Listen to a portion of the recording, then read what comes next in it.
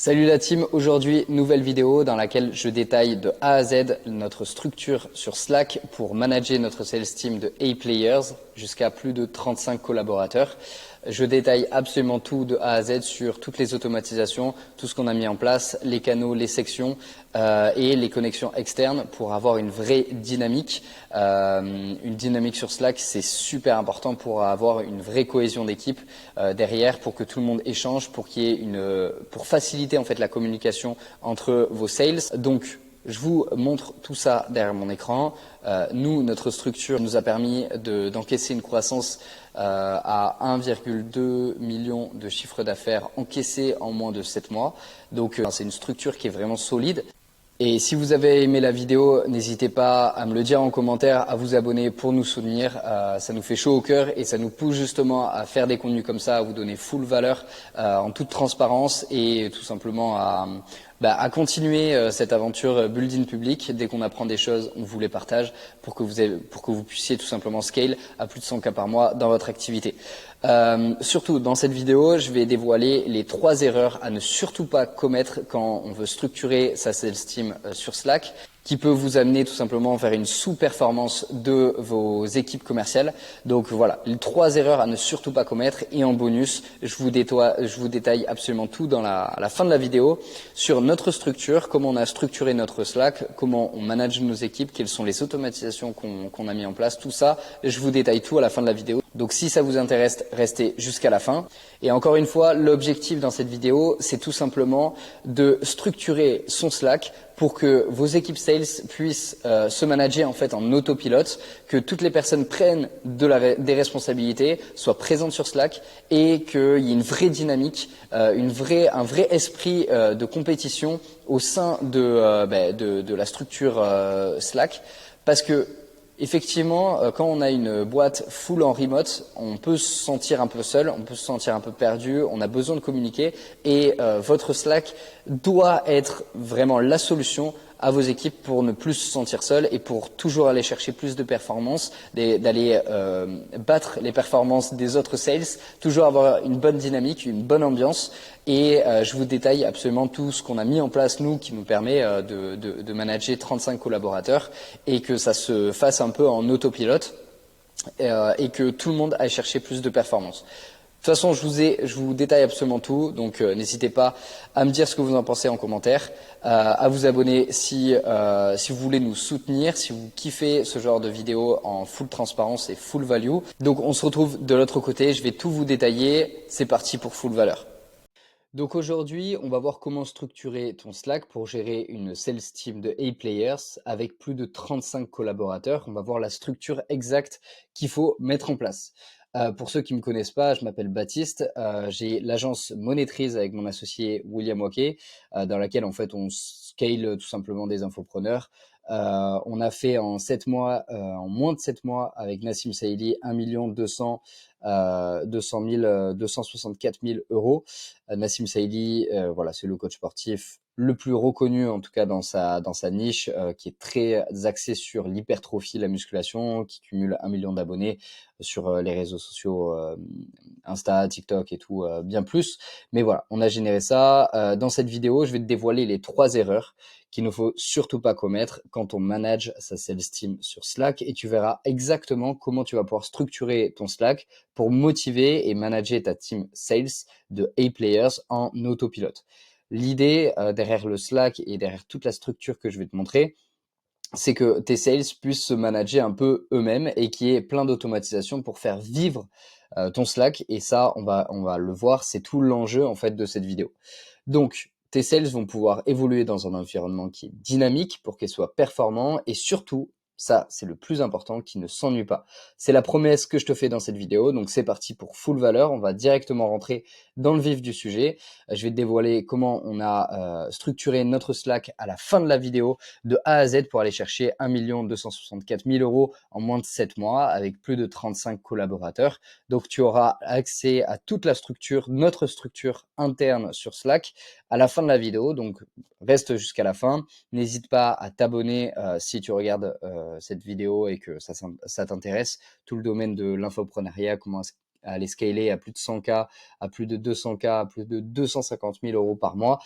C'est des choses qu'on a pu faire et c'est des choses qu'on montre de manière 100% transparente. Donc voilà, n'hésite pas à t'abonner pour en savoir plus. Il y a plein de vidéos. On traite le sujet de fond en comble.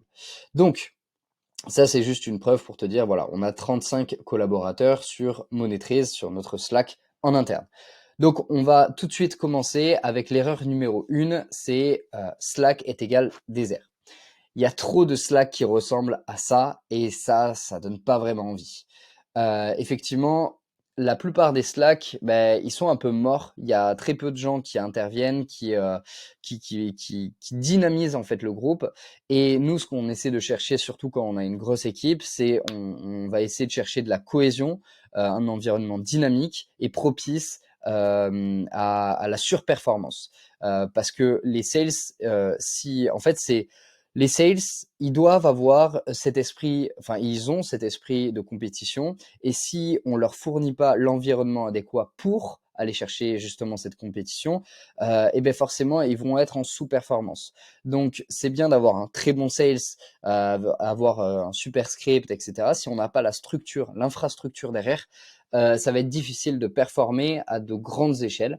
Voilà, comme je l'ai mentionné, 35 sales, 35 collaborateurs, ça peut être difficile à manager quand on n'a pas l'infrastructure que je vais vous dévoiler dans cette vidéo. Donc, faut que ton Slack il soit dynamique et vivant. Comment faire? On va automatiser tous les success payments. Donc dès qu'il y a un paiement sur n'importe quel processeur de paiement, on va tout simplement automatiser cette donnée-là, cet envoi de données. On va l'automatiser sur Slack, sur le canal success payment, pour dynamiser tout ça. On va taguer le setter et le closer pour qu'ils soient responsables de ce lead et qu'ils se disent « Ah bah ok, c'est moi qui l'ai closé ». Enfin, le sales, il le sait, mais le setter ne le sait pas forcément. Donc, il va être tagué, il va être content parce qu'il aura sa rémunération, sa commission sur justement ce closing. Donc, ça donne une vraie dynamique. Il y a le closer qui va tout simplement dire « Ah ce lead, je l'ai closé, super lead, merci, tu me l'as envoyé. Par exemple, merci Johanna, c'est un excellent lead. Je l'ai closé, il a un très beau projet, etc. Donc, il y a une vraie cohésion d'équipe, il y a des vrais échanges.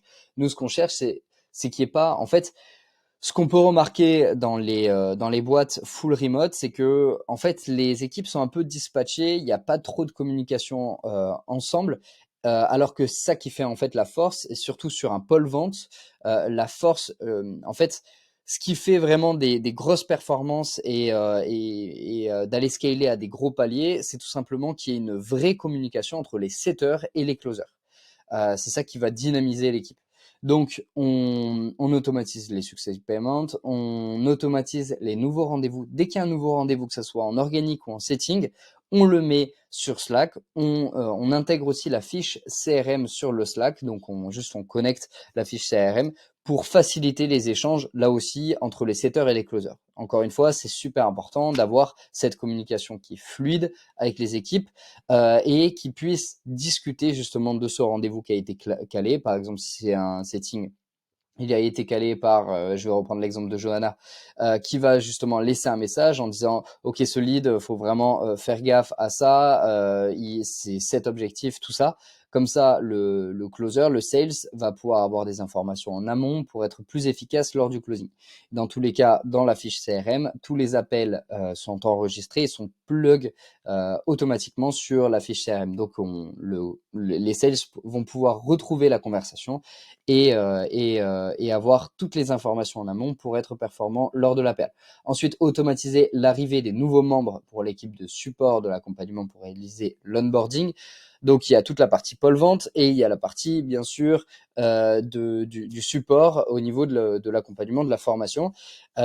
Si on a un onboarding qui est très spécifique, qui demande une intervention personnalisée, tout ce qu'on va faire, c'est qu'on va envoyer cette donnée sur le Slack avec sur le canal où les équipes du support sont présentes, tout simplement pour donner l'email de la personne pour aller justement faire l'onboarding personnalisé sur cette personne. On va automatiser et on va dynamiser tout simplement le Slack sur tous les aspects, pôle vente, pôle ads, pôle email, pôle marketing, pôle support, absolument tout. Tout ce qui peut être facilité et qui peut donner une vraie dynamique au Slack, on l'automatise, on le fait. Ensuite, les huddles tous les matins sur Slack, il faut vraiment qu'il y ait une cohésion d'équipe, un sentiment familial et une bonne ambiance. C'est super important, tout simplement pour aller chercher beaucoup de croissance.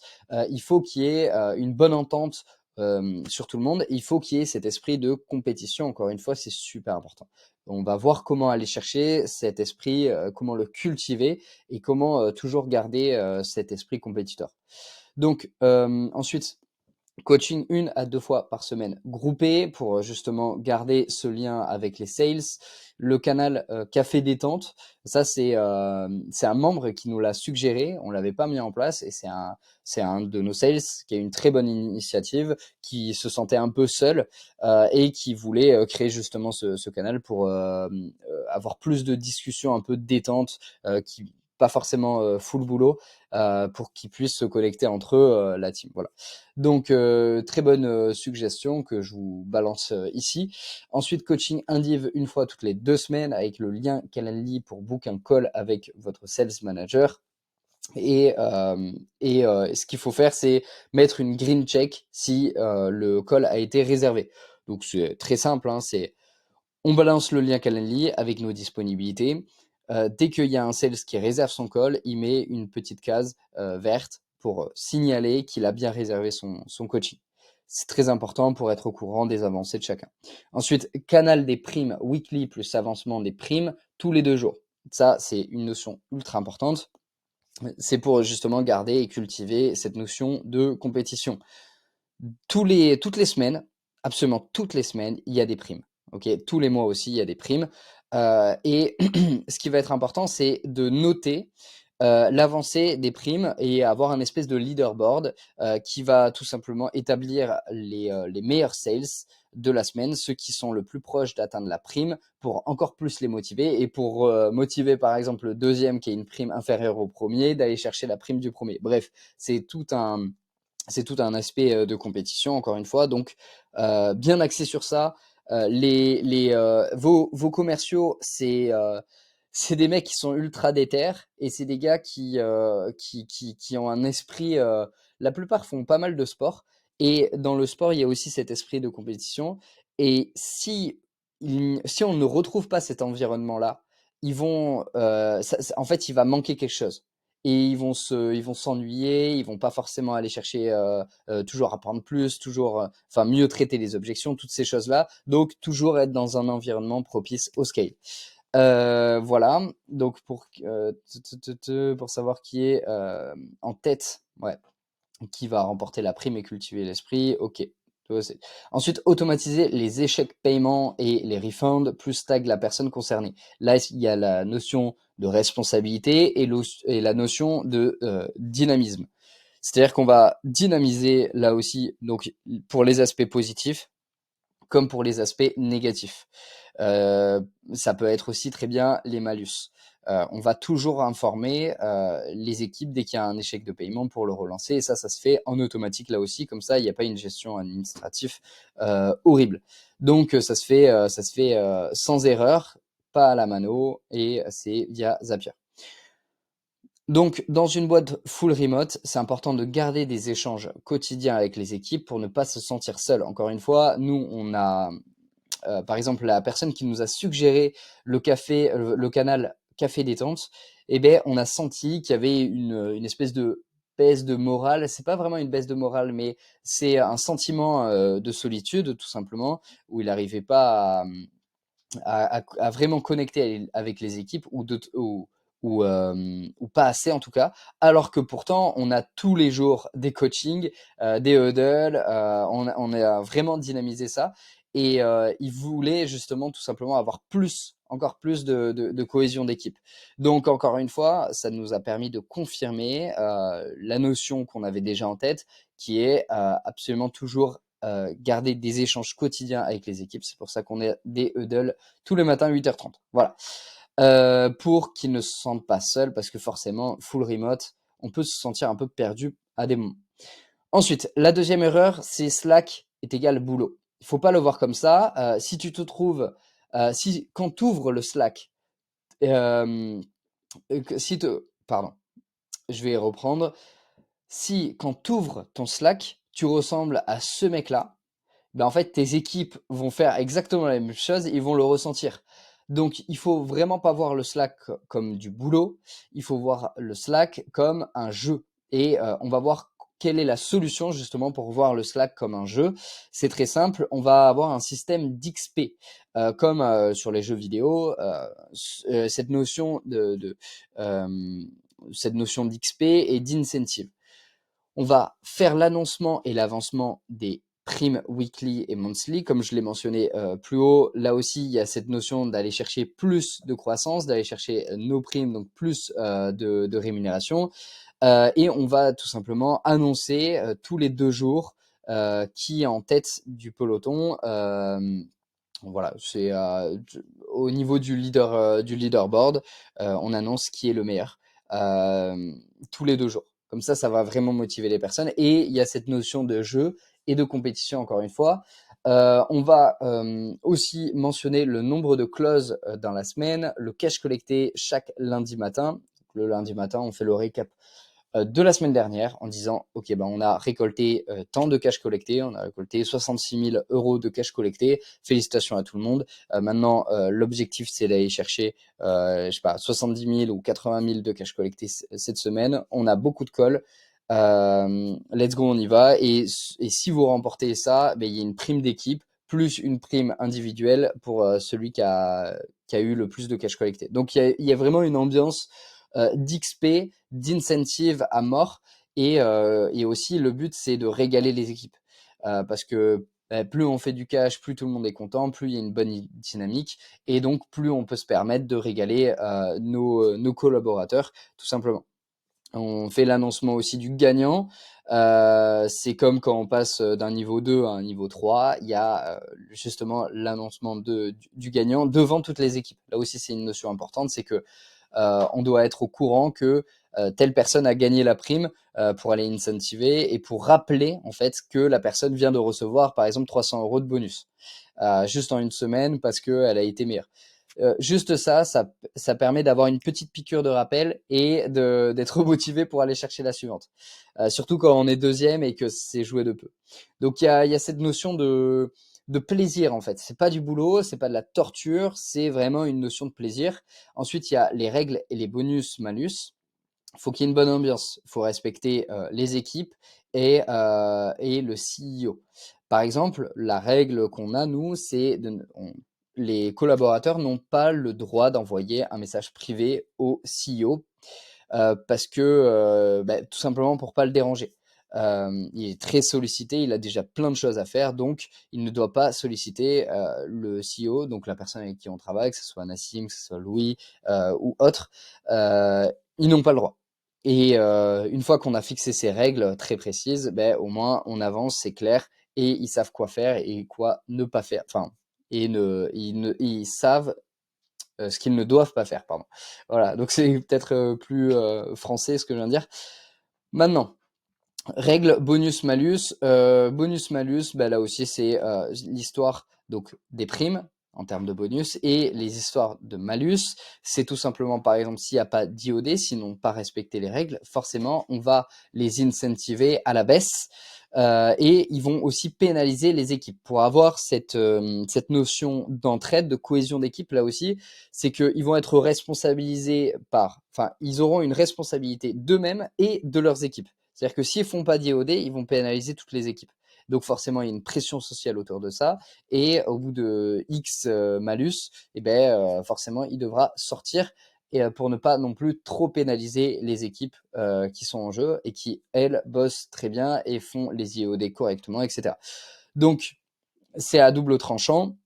C'est soit on fait on établit les règles, on respecte les règles, et dans ce cas-là, il y a des grosses primes à aller chercher, on va régaler nos équipes. En revanche, à contrario, si ça se passe mal, si on ne respecte pas les règles, forcément, il y a des malus. Et là, il y a la notion, voilà, de pénaliser les équipes pour avoir une pression sociale derrière. Ensuite, la présence et la cohésion d'équipe récompensée. Nous, ce qu'on a repéré dans nos Slack, c'est qu'il y a des personnes qui sont plus ou moins présentes. Les personnes qui sont présentes, qui répondent direct aux messages, qui sont présents, enfin qui sont là pour les équipes et tout, dès qu'il y a voilà, dès qu'il y a des problèmes, ils nous font remonter la problématique. Ils sont là pour aussi féliciter dès qu'il y a un close, etc. Ils sont très présents. Donc ça veut dire que c'est eux qui animent en autopilote en fait le Slack, et donc c'est plus trop au rôle du manager de le faire. C'est vraiment les équipes qui vont entretenir le Slack, vont entretenir cette dynamique. Nous, en tant que manager, bah forcément, on repère ce type de profil et on va les récompenser.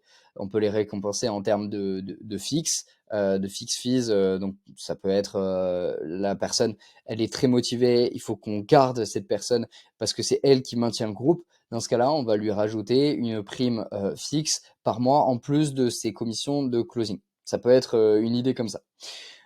Toujours, le travail doit être récompensé et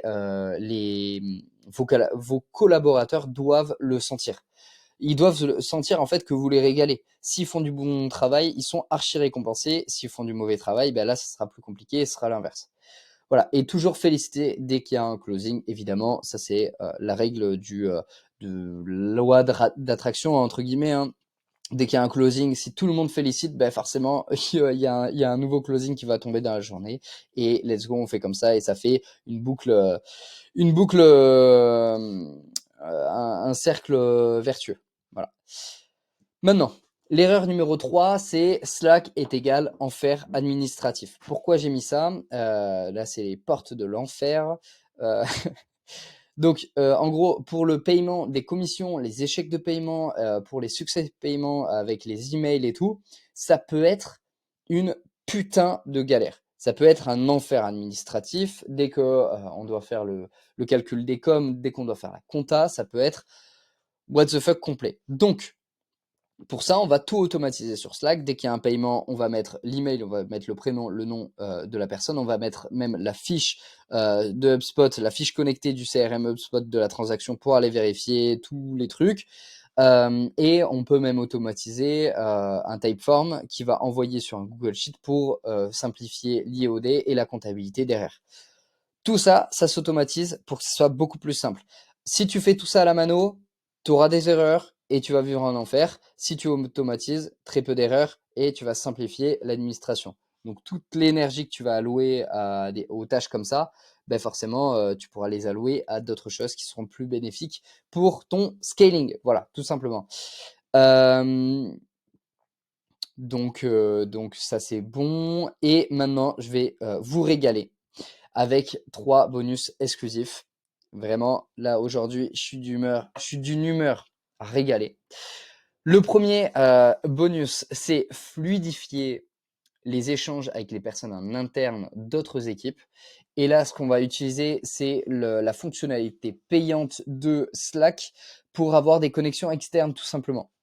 Donc, dès que vous voulez bosser avec, par exemple, une agence, ou dès que vous voulez bosser avec n'importe quel prestat ou quoi, ou avec, si vous êtes une agence et que vous bossez avec un client, vous allez juste avoir une connexion externe pour faire intervenir les personnes, par exemple, le média buyer, le faire intervenir sur votre Slack pour avoir tout qui est centralisé sur un seul et même Slack. Nous, on a fait l'erreur d'avoir plusieurs Slack, c'était un enfer. On devait à chaque fois changer de Slack, aller voir, etc. C'était trop chiant. Donc là, on a tout centralisé sur Monetrize. Et ce qui nous permet en fait de communiquer avec le média buyer, par exemple d'Agency Lab, le média buyer de la FMCS, le média buyer de Fitmass, etc., etc. Et du coup, ce qui nous permet de simplifier les échanges et, euh, et d'être vraiment focus en fait. Parce que sinon, on a la tête complètement ailleurs. Donc ça, c'est un petit hack qu'il faut, enfin que je vous conseille en tout cas de faire. J'ai perdu beaucoup de temps sans le faire. Donc voilà, régalez-vous avec ça. C'est très important. Deuxième bonus, la responsabilité des membres sur les différents pôles. Donc ads, copy, email, leaderboard, LB c'est leaderboard, closer, setter. Et il faut un vrai organigramme. Donc, l'organigramme, je vais pas passer toute ma journée là-dessus, mais en gros, on doit avoir sur chaque boîte, on doit avoir vraiment des segments de marché, enfin des segments de pôle. Donc, le pôle marketing, le pôle sales et le pôle success client product. Sur chaque pôle, il y a un responsable. Et en fait, ce qu'on va faire, c'est qu'on va créer, sur le deuxième bonus là, on va créer des canaux sur Slack avec des responsables. Les responsables savent qu'ils sont responsables de ce pôle en particulier. Et par exemple, moi, je vais communiquer en email avec une personne en interne qui s'appelle Quentin. Par exemple, moi, je suis responsable du pôle donc marketing. C'est moi qui dois faire toutes les vérifications des ads, du tracking. Je dois faire la vérification des emails, des automatisations en process management, de la comptabilité. Enfin, je dois faire pas mal de choses. Donc, j'ai de la responsabilité sur plusieurs personnes, sur plus de 10, 20 personnes. Et donc, ce que je dois faire, c'est que je crée des canaux spécifiques pour chaque sous-partie de Paul. Voilà. Donc, j'aurai une conversation avec Quentin. S'il y a 2 copywriters en email, je vais créer un canal avec ces 2 personnes. Si il y a plusieurs média buyers, Meta et Google, dans ce cas-là, je crée un canal Ads qui correspond au pôle en question. Et donc, je vais vraiment différencier et je vais donner cet organigramme à mes équipes pour qu'ils sachent absolument quoi faire, quand le faire, avec des SOP bien clairs pour dire, OK, bah, ça, c'est ma responsabilité. Si j'ai pas un très bon, si j'ai pas de très bonne data sur ce point spécifique, donc par exemple, le media buyer, il aura un contrôle sur le CPL, le coût par appel, le coût par, euh, par sales, le cost, le ROS, enfin toutes ces data, toutes ces KPIs, il aura la responsabilité de remplir et d'avoir un contrôle là-dessus. Moi, je vais être là pour vérifier, pour annoncer et pour tout simplement diriger la stratégie marketing. Mais, euh, mais voilà, donc chacun a ses propres responsabilités, on partage l'organigramme et on partage le SOP pour que ça soit tout clair. Voilà, ça c'était le deuxième bonus. Maintenant on passe au troisième bonus, la structure. Là je vais vous montrer toute la structure de notre Slack qui nous a permis d'aller chercher plus de 1 264 000 euros en moins de 7 mois avec plus de 35 collaborateurs. Donc j'espère que vous êtes prêts et je vais partager mon écran tout de suite.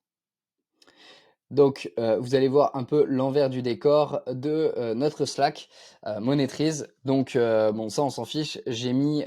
Donc, déjà, ce qu'il faut prendre en compte, c'est que on peut créer des sections. Comme ça, on va vraiment différencier les boîtes avec lesquelles on travaille. Et on peut créer aussi des canaux, tout simplement, qu'on va ranger dans les différentes sections. Moi, j'ai mis en favori ce qui est le plus important, enfin, ce que je dois absolument gérer en urgence. Donc, j'ai mis les personnes qui sont responsables, media buyer, setter manager, les canaux management. Sur chaque pôle, on a du management. J'ai les supports avec par exemple Airos, dès qu'il y a des nouvelles fonctionnalités, je suis au courant direct. Il y a Marco du support Airos qui m'envoie des messages et tout. On a des appels toutes les semaines. Il y a le support aussi iClose, dès qu'il y a des bugs, je dois les régler, etc. Tout ça. Donc ça, c'est vraiment les priorités que j'ai mis dans l'onglet favoris avec les directeurs. Ensuite, on a Slack Fitmass qui est en connexion externe. Donc ça, c'est toutes les personnes qui vont travailler. Donc par exemple, les copies sont en interne, donc on va interagir avec eux sur le Slack ici. Ensuite, on a Leaderboard. Général, on a tout ce qui est CPF, témoignage. Dès qu'il y a un nouveau témoignage qui est connecté au Typeform, là aussi c'est connecté pour, il y a un message automatique qui s'envoie sur Slack, tout simplement pour être averti et pour le réutiliser en email marketing, par exemple, ou dans une nouvelle VSL, tout ça. On a la communauté. Voilà, donc ça c'est les Slack en interne. Là, c'est aussi les Slack en interne, enfin en connexion externe, pardon. Donc c'est des Slack d'autres équipes qu'on a plug sur notre Slack, tout simplement pour gérer et tout centraliser. On a Agency Lab email, leaderboard, Agency Lab support, CPF, Agency Lab Slack. Voilà, ça c'est tout ça. Maintenant, il y a tout ce qui est sales team. Donc comment on va organiser ça? Agency Lab, par exemple, on a la boîte à idées. Donc c'est tout ce qui concerne les nouvelles idées de nos collaborateurs. Ils ont souvent ils sont très smart, donc ils nous proposent de nouvelles choses à chaque fois et donc on interagit sur ces nouvelles idées.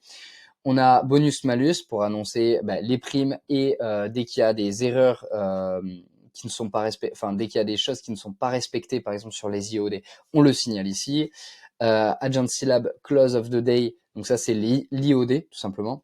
IOD c'est End of the Day, Close of the Day, on peut utiliser les deux les deux types de nomenclature. Donc, en gros, c'est juste, on a une trame, on dit, OK, quel est le nombre de rendez-vous générés, le nombre de rendez-vous réalisés, le nombre de no-show, le total closé, etc. Comme ça, on a un récap du pourcentage de taux de closing avec et sans no-show de chaque membre de l'équipe pour aller prendre tout simplement des bonnes décisions, analyser les stats, regarder au niveau de la périodicité pour savoir s'il y a des changements à faire, etc. Si par exemple on a changé le titre de la LP sur la semaine, les 10 premiers jours de juin par exemple, eh bien, on sera en capacité de regarder, OK, quel est le pourcentage de closing? Est-ce que ça s'est amélioré en changeant la promesse de la LP, etc., etc.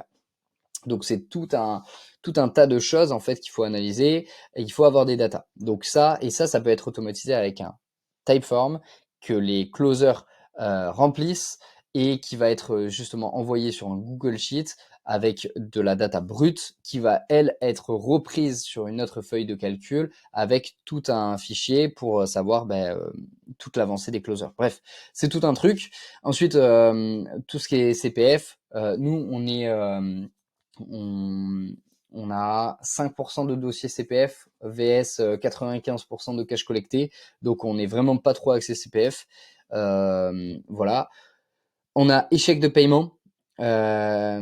En fait, le CPF, c'est même pas du closing. CPF, c'est juste conseiller, quoi. Conseiller les personnes.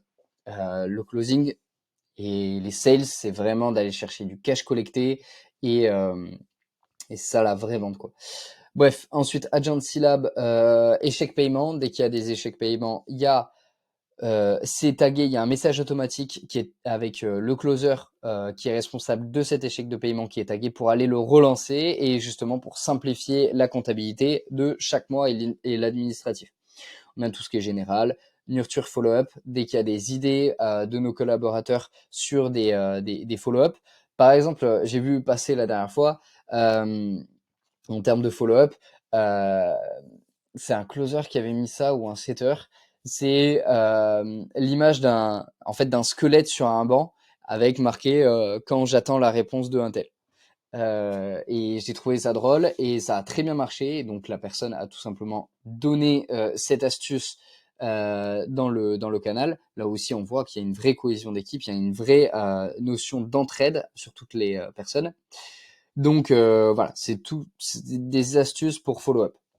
Ensuite, rendez-vous iClose. Donc ça, c'est dès qu'il y a un nouveau rendez-vous qui a été réservé, on va tout simplement envoyer un message automatique, on va taguer le setter et le closer, on va mettre l'email de la personne et la fiche du CRM HubSpot qui va être connectée tout simplement pour dynamiser ça. C'est-à-dire que ce canal-là, typiquement, il est tout le temps actif. On reçoit des vingtaines, des dizaines et des dizaines de rendez-vous chaque jour. Donc forcément, ça fait que pop et donc ça met une vraie dynamique au groupe. Agency Lab Refund, Agency Lab Setter, ça c'est tout ce qui concerne les setters. Setting of the day, donc ça c'est on a toute une trame, combien de temps on a passé, combien de book call on a pris, quel est le nombre de book call en setting, en outbound et en inbound, enfin toutes ces choses. Donc on va vraiment différencier les data. Ça se répercute sur un Google Sheet pour aller analyser les performances des setters, pareil que pour les closers. Agency Lab Success Payment, dès qu'il y a un paiement qui a été effectué, il y a une automatisation qui se met, ça tag le closer et le setter et tout le monde est aux anges. Voilà. Et derrière, bien sûr, vu qu'il y a cette notion d'entraide, on va et la notion d'attraction, l'attraction positive. C'est-à-dire que dès qu'il y a un close, tout le monde va féliciter le gars ou la fille et et derrière, ça va pleuvoir des sales. Donc c'est comme ça qu'on organise. Ça, c'est quand on avait deux teams. On va différencier les premières teams, donc team A closer et team B closer, ce qui nous permet en fait, quand on fait des grosses vagues de recrutement, étant donné qu'il y a déjà une cohésion d'équipe sur la team A, on veut pas détruire cette cohésion avec tout un pool de nouvelles personnes qui ne se connaissent pas. Donc on va détruire en fait cette cohésion d'équipe si on rajoute trop de personnes, si on fait une grosse vague de recrutement. Donc on va différencier les deux. Et au fur et à mesure du temps, c'est que après 1 ou 2 mois qu'on va homogénéiser qu'on va rassembler, homogénéiser, putain, j'arrive pas à le dire. Donc, on va rassembler toute la team sales et pour qu'il y ait une vraie dynamique. Mais surtout pas, ça c'est la grosse erreur à faire. Si vous avez par exemple 3 sales et que vous recrutez 3 nouveaux parce que vous êtes en période de scale, ne mélangez pas les teams. Les gars, vraiment, bête d'erreur à faire. Voilà pour la structure. Après, c'est exactement la même chose pour FMCS et les autres projets. Voilà pour tout ça. J'espère que ça aura été utile sur le 3e bonus. Je vous ai tout donné de manière ultra transparente pour vraiment structurer votre Slack. Encore une fois, la promesse, c'était comment structurer le Slack pour gérer une sales team de A-players avec plus de 35 collaborateurs. Je pense que j'ai fait mon job. J'ai rempli ma mission, ma promesse. Je vous ai tout délivré. Il y a des petites pépites à aller chercher. N'hésitez pas à re-regarder la vidéo, à lâcher un petit like, à vous abonner. C'est super important, ça soutient vraiment la chaîne, ça me pousse tout simplement à faire des contenus full valeur comme ça, comme je le fais, et je prends vraiment plaisir à le faire, à vous vraiment tout vous partager, parce que c'est du building public et on apprend tous les jours, donc voilà, c'est un vrai plaisir pour moi. Maintenant, si vous faites si t'es un infopreneur, tu fais entre 5 et 30 000 euros par mois et que tu veux qu'on t'aide à justement recruter ta sales team de e-players et scaler ton activité à plus de 100K par mois sans te cramer, tu peux réserver ton consulting 100% gratuit avec William et moi. On les fait tous les deux en indiv, là tant qu'on a le temps. Bientôt, on sera amené justement à déléguer cette partie consulting à nos responsables. Donc, enfin, à nos managers qui sont responsables des équipes, qui sont très très bons. Mais voilà, là pour l'instant, vu qu'on a du temps, on prend le temps avec vous de faire le consulting en one-to-one de A à Z et on fait un audit complet en fait sur tous les aspects du business, que ce soit SOP, CRM, organigramme, product, sales team, process, automatisation, tracking, trafic, ads, la stratégie d'ads et de trafic, toute la LP, enfin tout ce qui concerne le scaling à plus de 100K par mois. Voilà, donc si ça t'intéresse, réserve ton consulting juste en bas de cette vidéo et prépare-toi à encaisser du cash très très fort. Voilà, en tout cas, j'espère que ça t'aura aidé. Si tu réserves pas cet appel, il n'y a aucun problème. N'hésite pas à t'abonner et à liker cette vidéo, à me dire ce que tu en penses. Si tu vois des choses à rajouter aussi, n'hésite pas. Peut-être que j'ai oublié un truc, je l'ai fait un peu à la va-vite. Donc voilà. Mais c'est toujours un plaisir de vous parler. Sur ce, à la prochaine. Ciao l'équipe.